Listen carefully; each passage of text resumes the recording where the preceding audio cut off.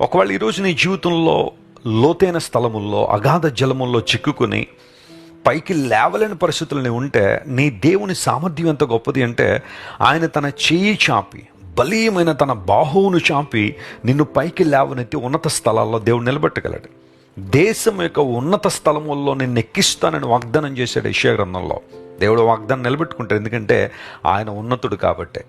చాలామంది తెలియక యేసు ప్రభుని నమ్ముకున్న వాళ్ళు మతంలో దిగిపోయారు అనుకుంటారు. దిగిపోవడం కాదు. ఒకవేళ ఎవరైనా మీతో ఆ మాట అంటే మీరు ఆ మాటకు ఏకీభవించకండి. మేము దిగిపోలేదు, దిగిపోయిన మమ్మల్ని యేసు ప్రభు పైకి లేవనెత్తారు. కీర్తనకారుడు అదే అన్నాడు కదా, నేను ఒకప్పుడు నాశనకరమైన గోతిలో జగటగల దొంగ ఊబిలో దిగిపోయి ఉన్నప్పుడు దేవుడు నన్ను పైకి లేవనెత్తి బండ మీద నా అడుగులు స్థిరపరిచాడు. ఏంటా బండ?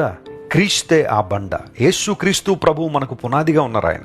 ఆయన మీద మనం స్థిరంగా నిలిచి ఉన్నాం. ఇది ఎంత గొప్ప అనుభవం. నిన్ను లేవనెత్తగలిగిన దేవుడు ఆయన సింహాసనం అత్యున్నతమైన సింహాసనం.